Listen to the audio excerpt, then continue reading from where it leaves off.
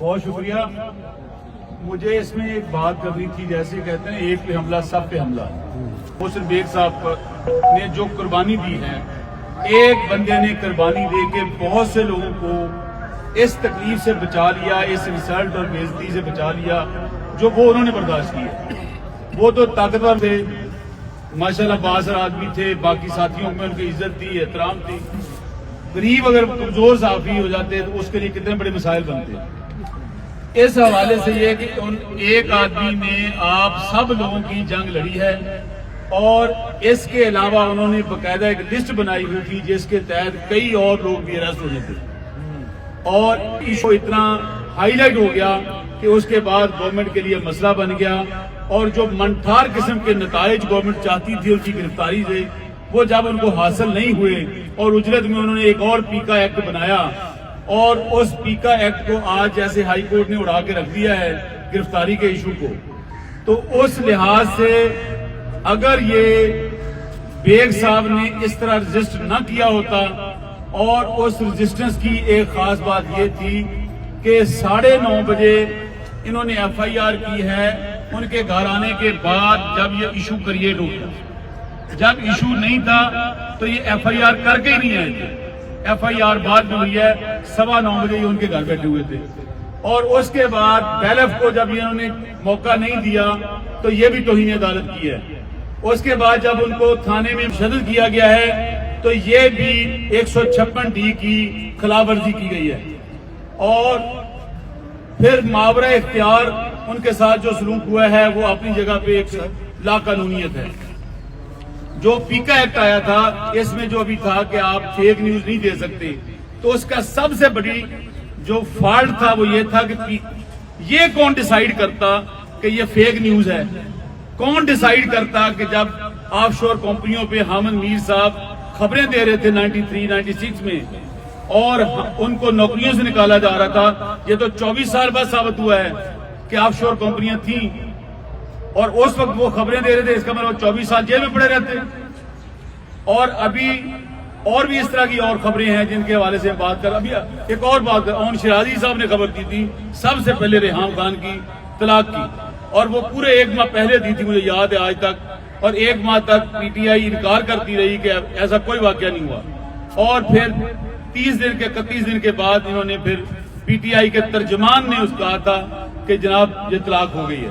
تو اس کا مطلب 30 دن جو تھا وہ فیک نیوز تھی نا پھر, تو اس کو تو ڈینائی کرتے رہے آپ لوگ.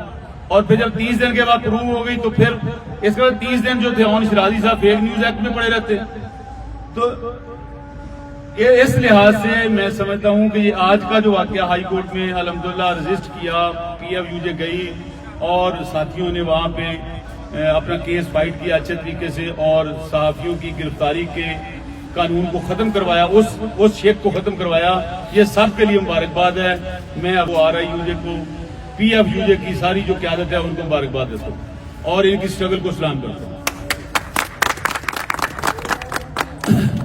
اگر جس طرح اس موقع پر آپ سب لوگ اکٹھے ہو گئے ہیں اور اکٹھے ہو کے ہم محسن بیگ صاحب کے کیس کو اور محسن بیگ صاحب کی گرفتاری کی مذمت کر رہے ہیں, ان کے لیے جدوجہد کر رہے ہیں ان کی رہائی کے لیے, اگر اسی طرح متحد رہیں اور بلا تفریق متحد رہیں, اس لحاظ سے کوئی گروپ بندی کا جو ہم لوگ شکار ہو جاتے ہیں اس کا شکار نہ ہوں, تو وہ صحافیوں کے لیے اور اس ملک کے لیے بہترین ہوگا.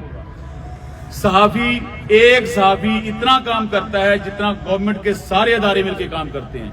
اگر گورنمنٹ ایک صحافی کو اپنا معاون نہیں بنا پا رہی, اس کی رپورٹنگ سے فائدہ نہیں اٹھا رہی, تو اس میں صحافی یا صحافت قصوروار نہیں ہے, خود گورنمنٹ قصوروار ہے کہ اپنی چوریوں کو اور اپنی چور بازاریوں کو چھپانے کے لیے وہ ظلم پہ آ جاتی ہے. آج انہوں نے یہ نہیں کہا کہ تو گیا, انہوں نے ظلم کو کہا, ظلم کیا. خود کہتا رہا عمران خان ایک زمانے میں کہ سوشل میڈیا پہ بندی لگانا فاشسٹ ہے. اگر وہ فاشزم تھا تو اب آپ جو لگا رہے ہیں پھر یہ کیا ہے؟ تو اس لحاظ سے میں بات کر رہا ہوں کہ جو محسن بیگ صاحب کا کیس ہے اس میں ہر لحاظ سے گورنمنٹ جو ہے اور جو سرکاری ادارہ ہے اس نے ہر کام ماورا اختیار کیا ہے, ماورا قانون کیا ہے. اور اگر قانون नाफज करने वाले अदारे, वर्दी में इख्तियार का नाजायज इस्तेमाल करने वाले अदारे, वो किसी के घर में SOP की खिलाफवर्जी करते हुए घुस जाएंगे और एक स्ट्रीट क्राइम गुंडा कानून तोड़ता हुआ घुस जाएगा, तो दोनों में फर्क क्या रह गया? फिर तो दोनों बराबर हैं। उसने इख्तियार का नजायज फायदा उठाया और किसी की इज्जत से चारदीवारी से चादर और चारदीवारी के तकद्दुस को कमाल कर दिया। अब स्ट्रीट क्राइम गुंडे ने गन पॉइंट पे रॉबरी कर ली, तो फिर दोनों में कोई फर्क नहीं है।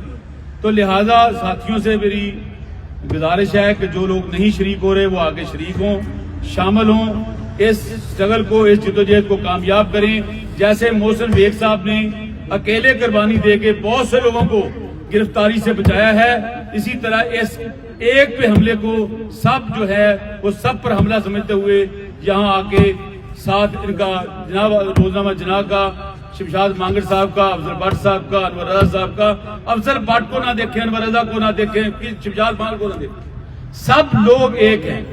ये सब की बारी बारी बारी बारी आ जाएगी। मैं भुगत के आया हूं, मुझे पता है इस बात का। तो मैं चाहता हूं कि सब लोग इस एजेंडे पर इकट्ठे हों कि जब भी किसी पर ऐसा मसला हो सब लोग उस वक्त इकट्ठे हो जाए। और जो लोग स्ट्रगल कर रहे हैं उनको सलूट है, जो नहीं आ रहे उनको गुजारिश है वो आए। बहुत शुक्रिया।